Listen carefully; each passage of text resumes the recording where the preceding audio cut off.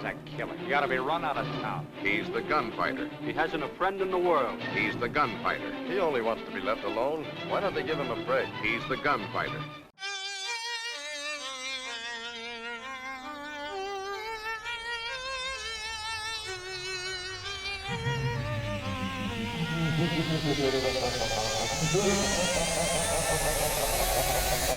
It's a lot of fun, isn't it? Right? And you never know what's going on in the back of somebody's mind. Welcome to the Corman Catacombs, the podcast where a film buff and a bimbo poke at the skeletons in Roger Corman's massive cinematic closet. My name is Sabrina. And I'm Robin. And we are about to embark on this journey through Roger Corman's massive filmography by starting with The Gunfighter, which, although not a part of his official filmography, there's a very interesting reason for that, and it's still an important chapter to understanding his place in film history. Now, to start off, for those who may not know, Roger Corman, he is a filmmaker, a director, a producer, writer. These days, he mostly does producing. In fact, he's still got some upcoming credits listed on his IMDb as a producer, and he's in his 90s. Oh my god. I hope I'm not working for that long. Or if you are, it's because you love the work and not because you have to. Fingers crossed. Seemingly for Corman, I think it's just that he just loves to do it. But well, good for him. Indeed. He does a lot of genre films, especially horror, but he's also dabbled in other stuff like sci-fi, fantasy, crime, westerns, such as The Gunfighter today. Now, the thing with The Gunfighter is that when Roger Corman got into filmmaking, he actually was originally going to be an engineer, like his father before him, and that's what he went to school for, but he managed to get a job at Fox because a friend of his, their dad, knew somebody there, and so he started out as a messenger at Fox, like, scurrying around the studio, carrying not only just like regular messages, but also things like, like literal items, like film reels and stuff. But he eventually worked his way up to being what was called a script analyst, which basically just meant that he worked in the script department reading spec scripts that got submitted to Fox. And if he thought they were good enough, sending them up to the chain, and maybe eventually they would get made into movies. And so there was one particular spec script, which was initially titled The Big Gun. By the time it went into production, it was retitled to The Gunfighter. Now, the thing with The Big Gun is that not only did he analyze the script, but he also did some rewrites on it and wrote some notes for it, which he did not get any credit for. Speaking of that script, it was actually a nominee for Best Motion Picture Story at the 23rd Academy Awards.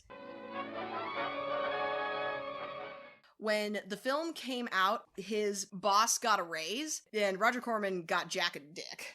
Oh my god, I would be so pissed off. And he was, and so he ended up leaving Fox over that, and he used the GI Bill, because he'd had a brief stint in the Navy, to go gallivant off to Europe. He attended Oxford for a time, and also had some adventures in Paris, involving semi-professional basketball, sex workers, and camera smuggling. Now that's the Netflix show I want to see. Fuck Emily in Paris. I want to see Corman in Paris.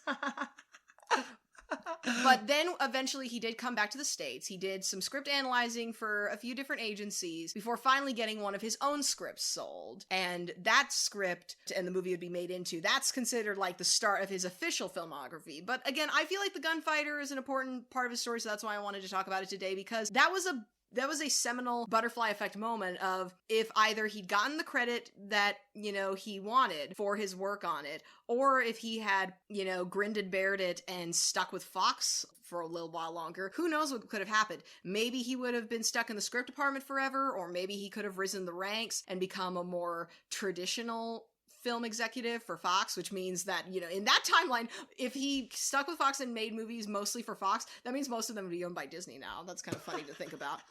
And also, if he had stuck with, Fox, a major studio, and if he hadn't gone independent, it's possible that a lot of the people who he helped give, a start to, I'm not trying to besmirch on their talent, obviously these were all talented people, but, Hollywood is a very cutthroat industry. And very nepotistic.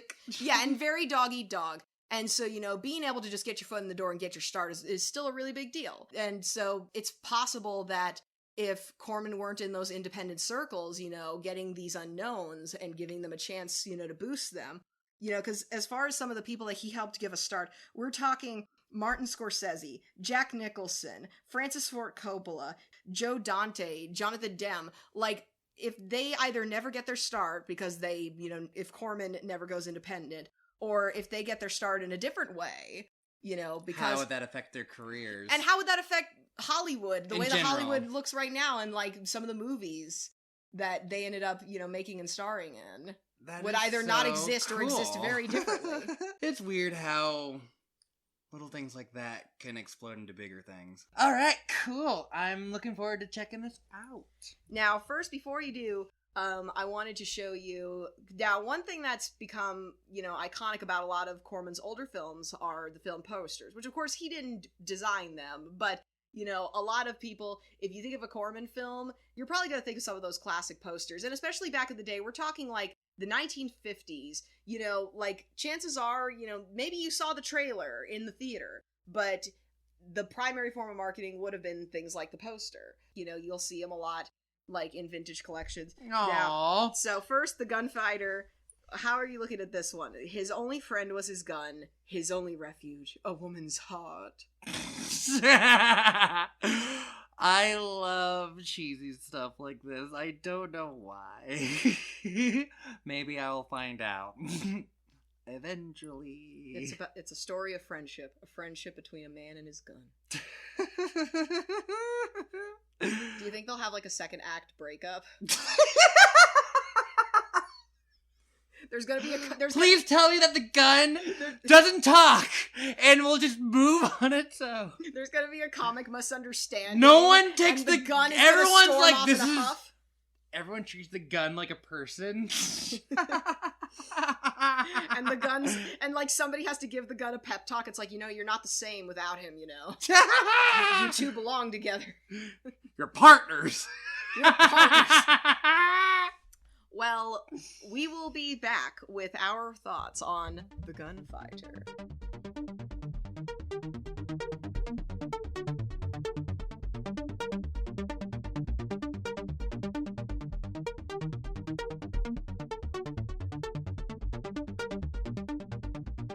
So, we just watched The Gunfighter. The Gunfighter.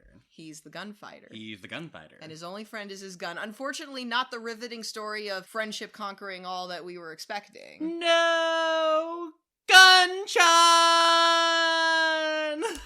Oh well.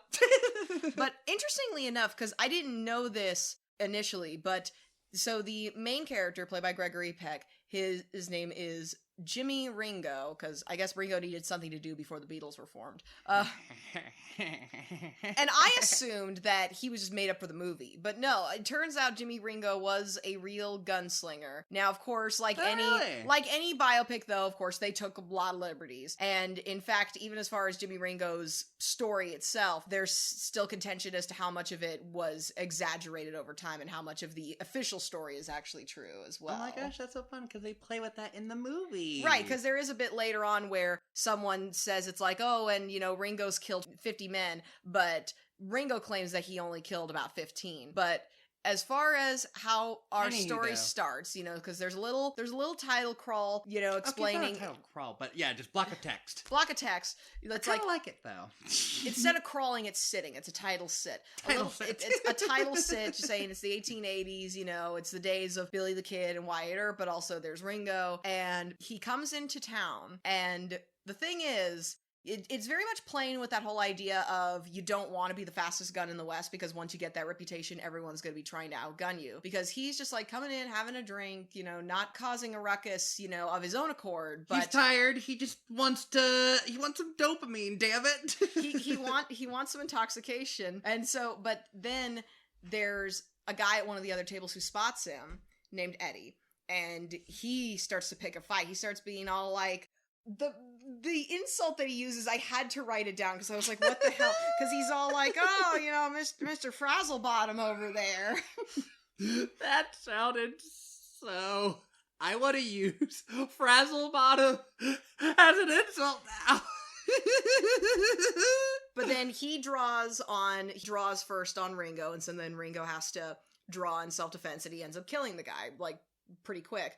And the guys in the bar are like, well, we're not going to arrest you. We all saw that you didn't draw first. That this was in self-defense. He clearly started it. Here's the thing, though. He's got 3 brothers that aren't going to care who started it. They're just going to care that their brother's dead. So you better get the hell out of Dodge, which he does.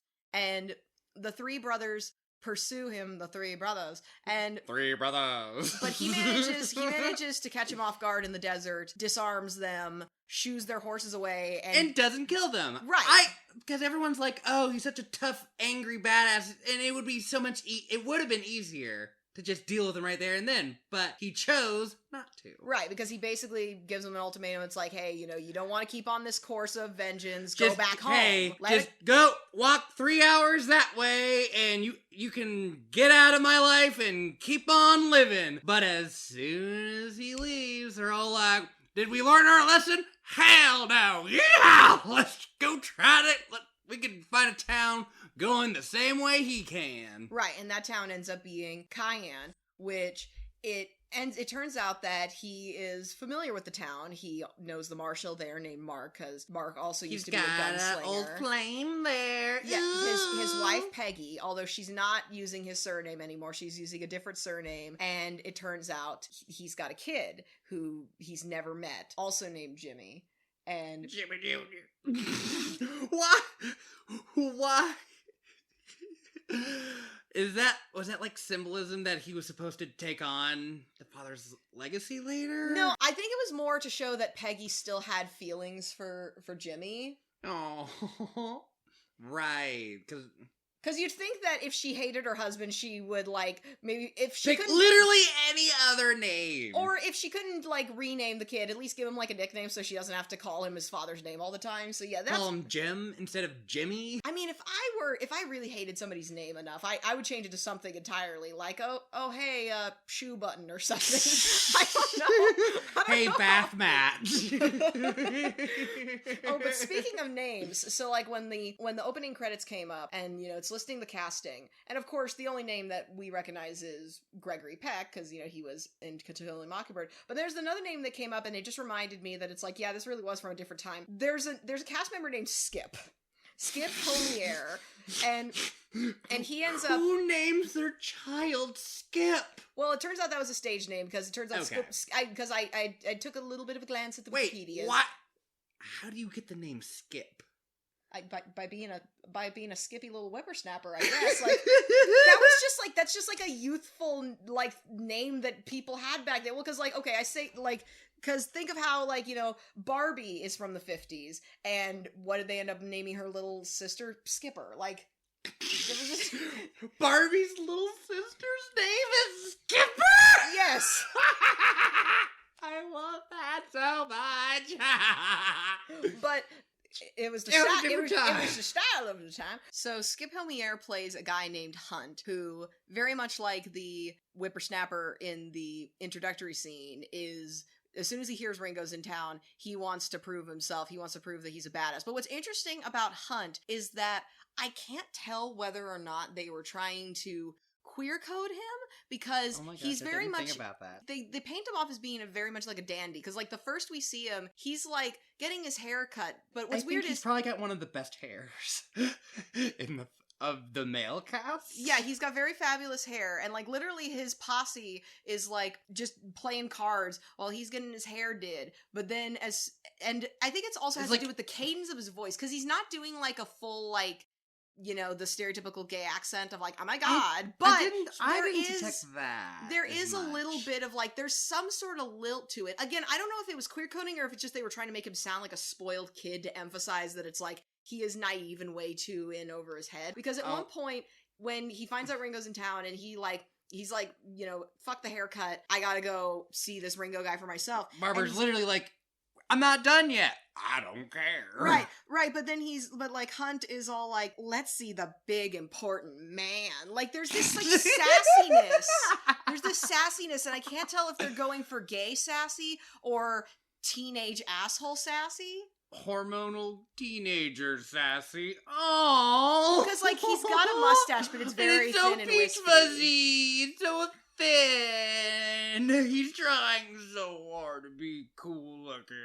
Unlike Gregory Peck's mustache, which is very Oh my thick. god. Gregory Peck, what the hell? And you want to hear a fun fact? He is I was like, ooh, she's pretty.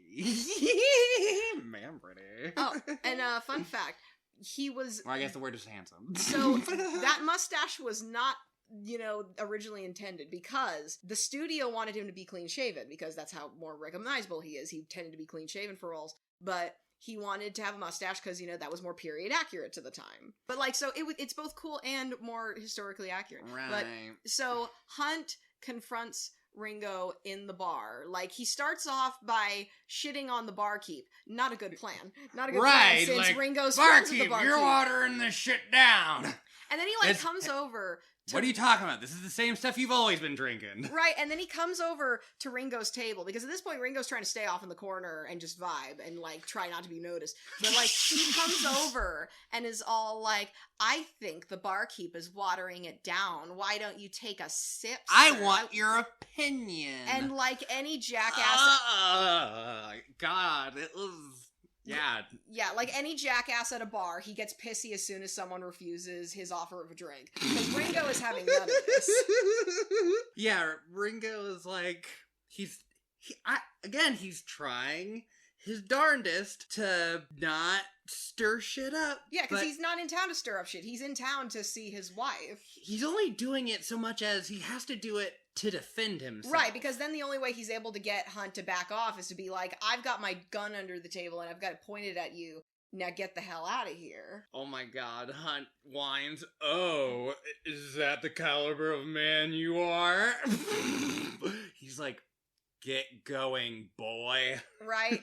And so he's wanting to see his wife and he's wanting to see his son, who he's never known. Now, unbeknownst to him at first, his son is actually part of a crowd that's formed. There's a lot of schoolboys that have congregated in front of the saloon. Giggling, laughing, and they're like, ooh, we get to see Amanda today! Yeehaw, fun! And also, at one point, one of them throws a snowball from a pile of conveniently placed snow in this otherwise... Right! I was wondering, why is there a random snow... Is that salt? No, that can't... Salt's valuable. What the fuck is that? Why is that there? I mean, maybe, I don't know much about California weather. No, they didn't convey it. They didn't show any I don't know snow. how much but I don't know how much of that was due to the fact that it's black and white, so if there was any additional, light snow on the ground, it might have been harder to see. Or it could have been, I know that, you know Touche. You know how sometimes when there's, a snowbank came, and then it's warmed back up, and, you shovel the snow, up, out of the way. And so sometimes the piles of snow will be there a little longer just because it's a thicker accumulation. Yeah. Maybe it was like that. But okay. But yeah, the boys are being rowdy, and literally all of them are there. Because to the point, later, we see the marshal going to the school. Because that's where Peggy is. That's where Ringo's wife is. The marshal and Ringo made a deal that Ringo was going to chill at the bar so he doesn't cause a ruckus any more than he already has. And Marshall was going to be his little messenger boy. Because Ringo's try to get Peggy to come to Ringo. Yeah, because Ringo's like, I want to see my wife and I want to see my boy if possible. So, send the message along and, if, I'll respect her decision either way. Which is a very interesting thing because we see, I think I noticed this and you didn't, that Marshall did not mention that Ringo is here to see his son in addition to seeing Peggy. He only said that he was interested in seeing Peggy. He was being vague about that. Well, and that comes up later. And they do imply later, granted this doesn't go very far, but one of the other characters, so among the people in the town that already know Ringo well and trust him is Molly, who is a singer at the bar. Unfortunately, we don't see her sing. I was expecting that to come we didn't up. get to see her sing. But she, at one point, talks to Peggy, and she tells they her, have a woman talk. Yeah, because she's like, Mark's got a thing for you. So he's they like, imply what are you love talking triangle. about? Mark's just a friend. And it's like, oh no, honey. But I mean, but it doesn't. But then go Mark much doesn't do anything. Yeah, it doesn't go much farther than that. I guess it was. I guess Mark tried. That was his only attempt was to be vague. But thanks to Molly also reaching out to Peggy, she gets the full picture.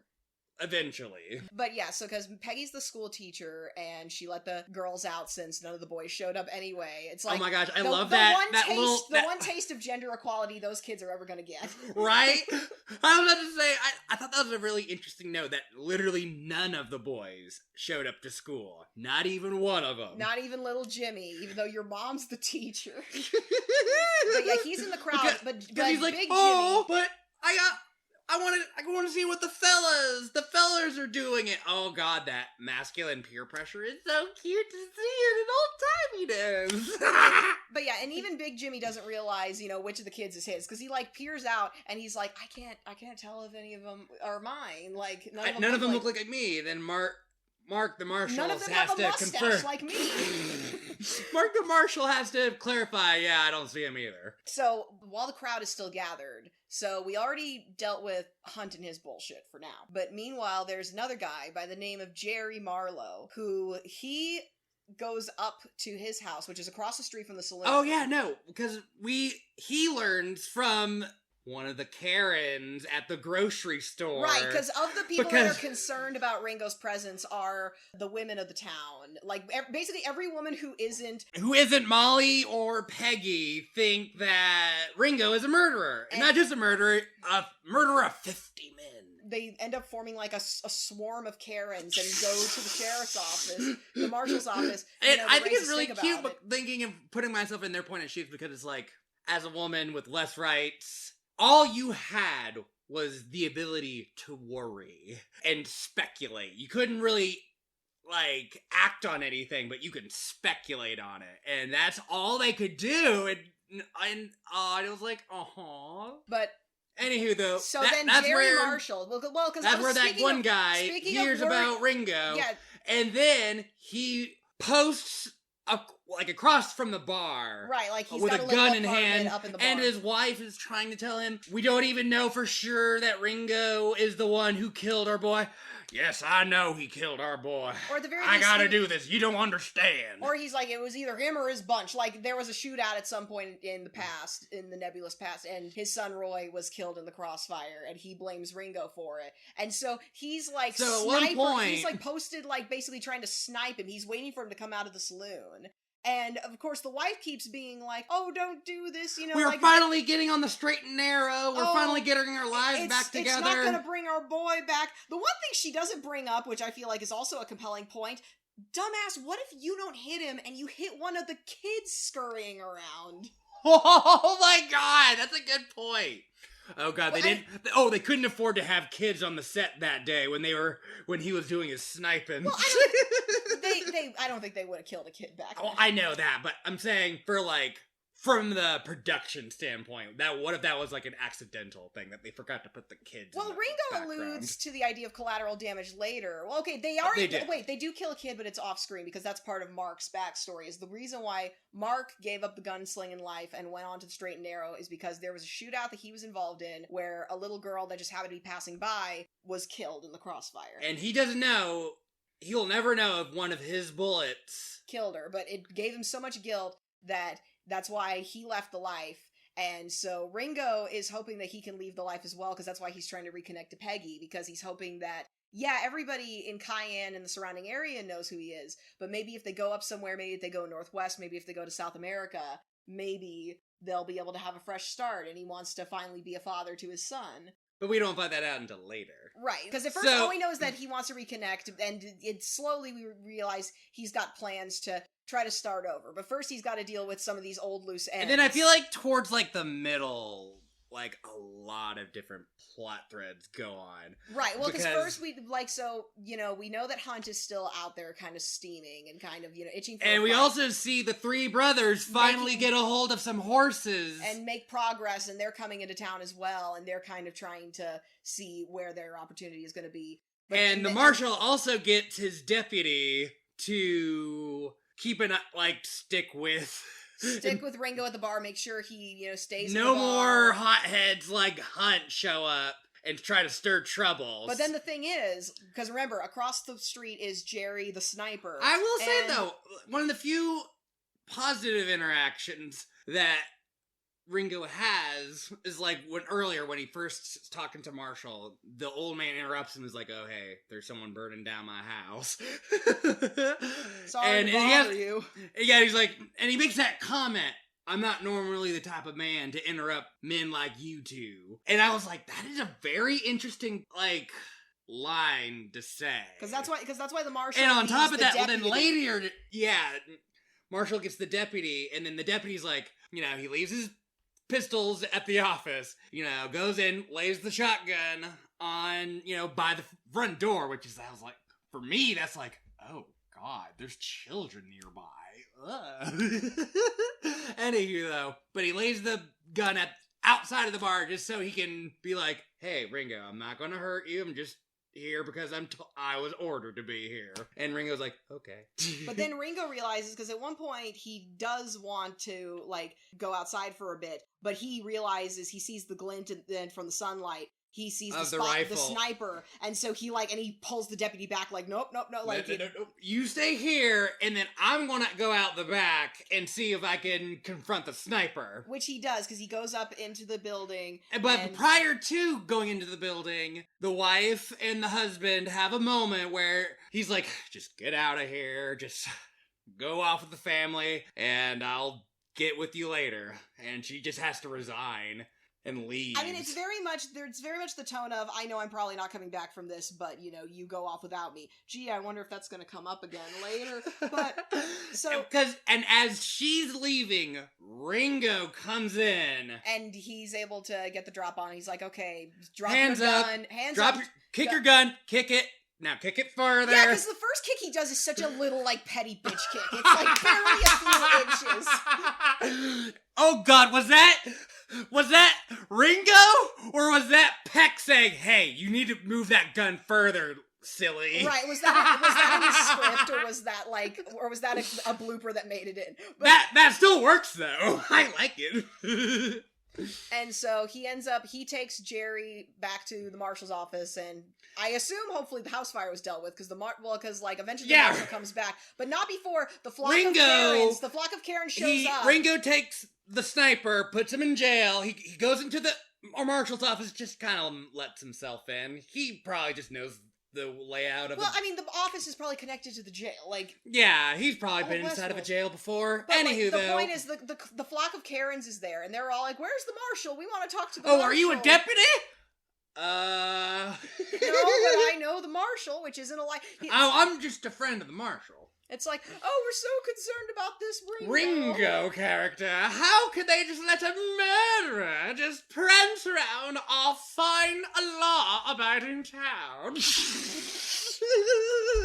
And he's kind of like playing both sides, because they're all like, we think he ought to be hung, and it's like, no, not necessarily. He's like, that is a perspective that, can be considered. Yeah, like, not necessarily a bad idea. Like, he doesn't oppose it. Like, he defends himself when it comes to... In a way, he's kind of, like, confessing in a way. Yeah, like, but I mean, he still defends himself when he's like, I didn't kill as many people as I said, or he says, maybe for him, he didn't kill him because he wanted to kill him. Maybe it was either them or him. Yeah, like, maybe... What are you talking about? Maybe there was misunderstandings, and maybe he was put in situations where he either had to choose his life or someone else's life. And I was like, look at this baller! And then the marshal shows up, and, he kind of calms down the Karens a little, only for them to realize it's like, okay, thank you for raising your concerns, and it's like, oh, and, say thank you to Mr. Ringo for hosting you while I was gone. It's like, thank you, Mr. Ringo. Mr. Ringo! And then they all scurry out! Oh my God, I thought that was such a beautiful moment. That was, like, one of my favorite parts of the film. Right. Well, howdy there, cow pokes and cow blokes and cow folks. This here's the interrupting cowgirl, here to tell you about a fun little factoid that Robin and Sabrina neglected to mention about the movie, them silly city slickers. Did you know that the lady playing the head Karen is none other than Verna Felton? If the name ain't ringing a bell, you may recognize her voice. She lent it to multiple classic Disney films. For instance, she was the Mama Elephant in Dumbo, the Fairy Godmother in Cinderella, the Queen of Hearts in Alice in Wonderland, and Aunt Sarah in Lady and the Tramp. You know, the one that brought the basket full of racially insensitive kitty cats. She was even one of the fairies in Sleeping Beauty, the one in the red dress who's named Flora. Which seems kind of backwards, because you'd think that the one in the green dress would be Flora and the one in the red dress would be Fauna, but what do I know? I'm just a country girl out here rustling my cattle in the catacombs. Speaking of which, I better get back to it before they start cannibalizing each other again. But y'all have a good time now, you hear? Like, I realized the very limited number of, like, sets that they use, like how you said, how a lot of it takes place at the bar or in other, like, indoor settings. We It's go very much like a back play. to, oh my god, it is! Like, we see the outside of the bar, we see the inside of the marshal's office.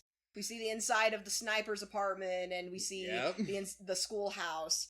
But, like, you know, again, very play, like, it's not an action-oriented film. Like, for a movie that's called The Gunfighter, and there is gun violence, but I mean... I feel like it's less about gun violence, and it's more about the consequences of that violence. And I think it's aged really well so far.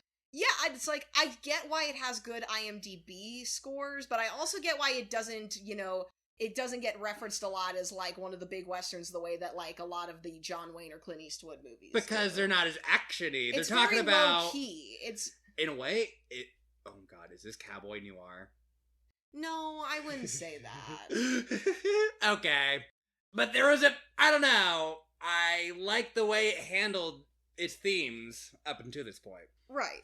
And, by the way, another thing that, because I was just taking a look at my notes, and I forgot that I put, when it comes to Hunt, that it's like, I'm pretty sure he's the only one whose spurs we hear jingle. Oh, I didn't notice that. My notes were just trying to remember what happened in names. And it's interesting that, like, they keep talking about, like, yeah, he's just, you know, he's older now, and, you know, he's trying to make up for the sins of his past. He's not that old, though, as we find out, or at least not that old by today's standards. By today's standards. Because but yeah, for then, though, yeah, he was probably ancient. Because... Well, especially for that line of work. Like, not a lot of people get to retirement age in that line of work, because he says... When you're when you're a gunfighter. Because he talks about how people make a big deal out of his life, but it's not... He's not gaining anything. Yeah. He's fighting for his life every single day. Because at one point he's like, here I am at 35 years old, and I don't even have a good watch. Speaking of which, I double-checked it. Gregory Peck would have been 34 when this movie came out. No shit! Because when he said 35, like, no offense to Gregory Peck, I guess I'm just not good at telling people's ages, because I was like, sure, he looks closer to 40 or something. Like, he just rugged. He looks rugged. Dude, that mustache... It made him gave him so much daddy energy. Even though we don't see a lot of death is definitely something that's, like, hovering over, especially because, like, Molly, she apparently had a brother, and who was in a similar line of work as Ringo, and he's dead now. Like... Yeah, and she can't make a lot of friends because not a lot of people want to make friends with her because she sings at the bar. She sings at the bar, and her brother was a criminal. Right. So... And that's the thing, is that Ringo, when he is able to talk to Peggy, he tries to be all like, yeah, you know, I'm wanted, but like I said, so we could go somewhere where nobody knows me, because, like, it's very much that whole Wild West jurisdictional BS. I think she makes a very good point, though, that he's over-romanticizing this. He's too famous now. Peck, like... It's like, no matter what, there'll always be people trying to hunt him down. Because Mark was able to get out of the line of business before he gained a reputation, before his name was known by everyone, but everybody knows Ringo. Because Mark even said that. The only reason why he was able to get away and do that was because he didn't have as big of a name as everyone else on the crew. I was half expecting there to be, like, a bigger shootout at the end, because, like, we know that the three brothers are trying to get him. We know that Hunt's still out there, but we don't end up getting that big of a shootout, because then he does want to meet his boy, but and his wife allows it, but not under... Finally, at the towards the very end of the film. Right, because at that point, Peggy's like, maybe I would have run away with you if it was just you and me, but I got the kid to take care, worry about. Being on the run is not a life for a kid. Yeah, and he's not going to understand. So he's like, Ringo's like, please let me talk to the boy one time before I head out. And all while we know that those 3 riders, they figured out where he is, and so they're now like, they're hiding like in another nearby building, and they're waiting for him to come out and get at him. And so Ringo finally gets to talk to his son, and the son doesn't know it's him though. And like, we do see like the violence has become his life, because literally his son just kind of like, his son doesn't knock, his son just like busts in, and for a second Gregory Peck, he reaches for his gun, he like reacts instantly, like instinctively, but like, he didn't draw completely, right? And the kid was like, hey, why didn't you draw on me if you're such a cool tough badass? And Ringo has to explain to him, you never draw on an unarmed man. It's like, you're an unarmed child. Drawing on you would be foolish. Right. And so, like, they just have a little bit of a talk. And, of course, he knows that that's his kid, but his kid doesn't know that that's his dad. But... Oh, God, yeah, because the first time you could see, like, that tension where Ringo kind of... Oh, God, he kind of, like, walks through the room looking at his son a little bit, kind of absorbing him, I guess. And the son kind of takes a few steps back and is like... Ugh. This is weird. Right. But, like, and so then he ends up giving the kid back to Peggy, and he's like, bye, son. And that double meaning of how, like, the kid at that point probably just thinks, oh, that's just a euphemism that a lot of male people say. Or not a euphemism. Not euphemism implies that you're, like, covering for something dirty, or, like, oh, no. God. No, it's like more like it's like bye son, like, oh yes, yeah, bye that could be Sonny. A term. Yeah, like either like just a casual like, oh bye Sonny Jim. It's kind of like how people is like, hey honey, it's like, ooh. Yeah, it's like bye son. That's just something that they did. And it's like son, and it's like son casual, and then son affectionate, like. At the same time. So and they really were starting to like, they did kind of lean a little bit. They did kind of lean into the foreshadowing towards the end, because like when Marshall's like, oh, it looks like you're gonna make it after all, and it's like, bitch, don't say that. And bitch, don't say that. This is the most giddy we see Ringo, is towards the end, getting to talk with his son, and he's smiling. He's like, maybe I'll be back in a year. Yeah, it's like, oh, maybe if I don't get into any trouble for an entire year, will you think about it? And she's like, I'll think about it. Yeah. And so, and he gets the kid excited because he's like, oh, I'll probably be back in a year, so you keep an eye out for me. Oh, really? Oh, golly, oh, geez. Right. And like, so luckily, the deputy is able to snuff out 2 of the brothers, and then what happens to that third one? I can't remember. Well, no, I think it was like the 3 brothers all got dealt with, but then the thing was Hunt was also lurking. Yep, and so just as Ringo was a little bitch, because he literally gave the deputy shit earlier, because at one point the deputy like points a gun at him behind his back. The deputy, yeah, because he's like, I don't want you starting up another fight. And he's all like, oh, are we the kind of guys that are, lots of people drawn behind our backs now? And he's got such a shit-eating little grin. Like, he is such a disobedient twink. He is... he is so pissed off, and that's all he can do. But yeah, and then what does he do at the very end? He's like, he basically does hey, Ringo! And shoots him while he's on his horse. Like, on his horse, while turned around. Yeah. And... he gets a good walloping from Mark. Unfortunately, the wounds are fatal, but he gives a nice little ending speech because all like, it's like, let it be known that I drew first. It's like, that's not true. It's like, I don't care if you do me any favors. Get slapped in the fucking mouth by Marshall. But Gregory Peck, he's like, he continues. He's like, yeah, let it be known that I drew first, and, they want to hang you right here, right now. If I wanted to do you a favor, I'd let them hang you right here and now, but no, I won't. Now everyone's gonna know you as the man who killed Ringo. But now you're gonna have to live the life that I went through. You're gonna have to live with being the big gun. Just you wait, and then he dies. That is some pretty epic final words. Holy shit. And so then the marshal's like, yeah, you better get out of town. And so then it ends with... Oh, God. Kicks him right in the fucking teeth, too! Shit! I think that's the bloodiest moment we get, is not Right. from any of the gunshots, but from, like, him getting hit in the mouth and we see, like, he's bleeding a little. His mouth is covered in blood and Yeah. he spits it out a little bit. But so he runs out of town, and so the ending of the film is it's Ringo's funeral, and at the funeral, It's Peggy super shows crowded. up. There's standing room only. It's like And Peggy introduces herself. as Mrs. Ringo with her son Jimmy Ringo, So everyone makes room for him to get into the front rows. and then it cuts to They start Hunt. singing church music, and then it Cuts to Hunt riding off into the sunset, which normally we view that as like a triumphant thing, but it's really a more foreboding.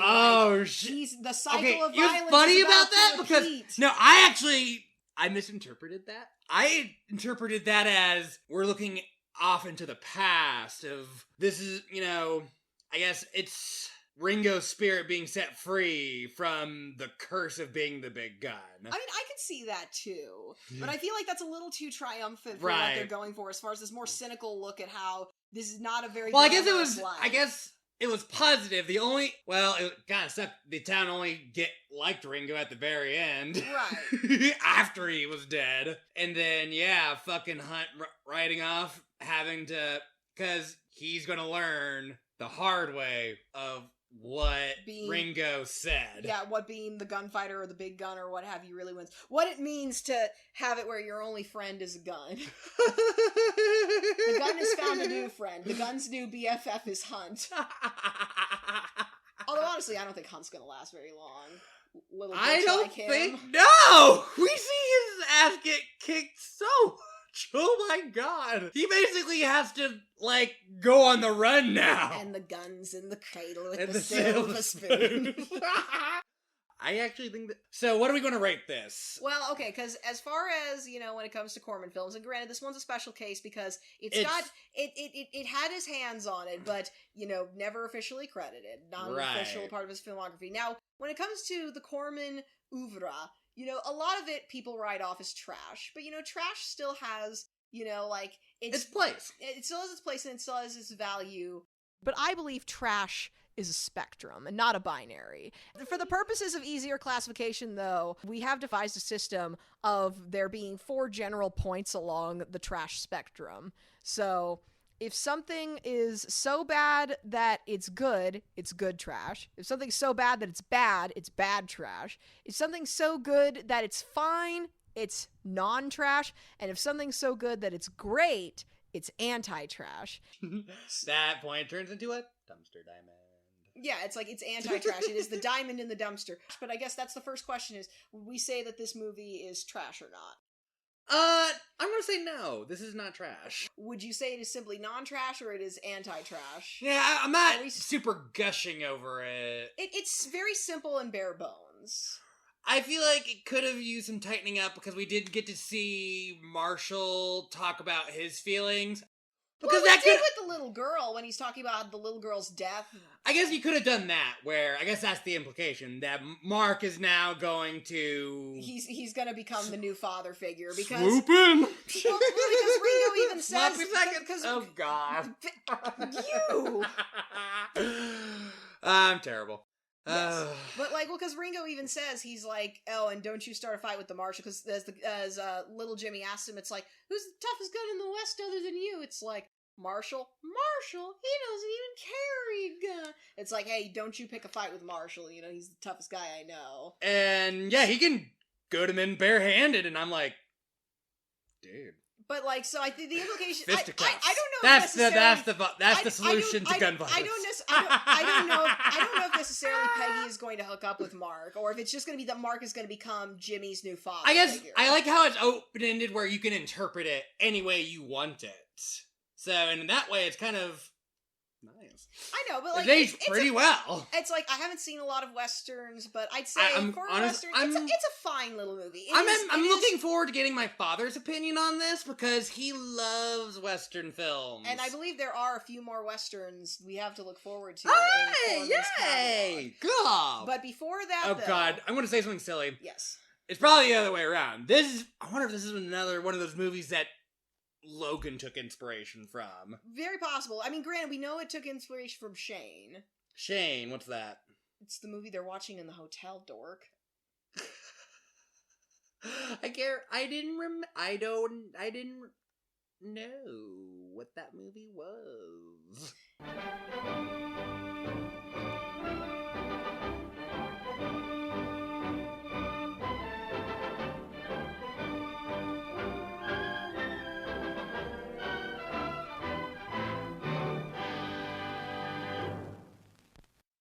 The Corman Catacombs is a production by Sabrina Stan and Robin Troy. Our podcast art and spooky tunes are by our good friend Elias. You can check out his artwork on Instagram at Don't Mind If I Doodle and Twitter at Don't Mind If I Do, too. Thank you for listening to this episode of The Corman Catacombs. Be sure to subscribe and stay tuned as we journey further into the depths. Be sure to rate and review us. If you give us a 5-star review, we may even read it on a future episode of the podcast. And be sure to follow our social medias. You can find us on Tumblr, Twitter, and Instagram at Corman Catacombs. If you would like to support us, you can make a one-time donation on our Ko-fi, or you can share this podcast with a friend. And just be sure not to stray too far, or you'll be lost in the catacombs forever.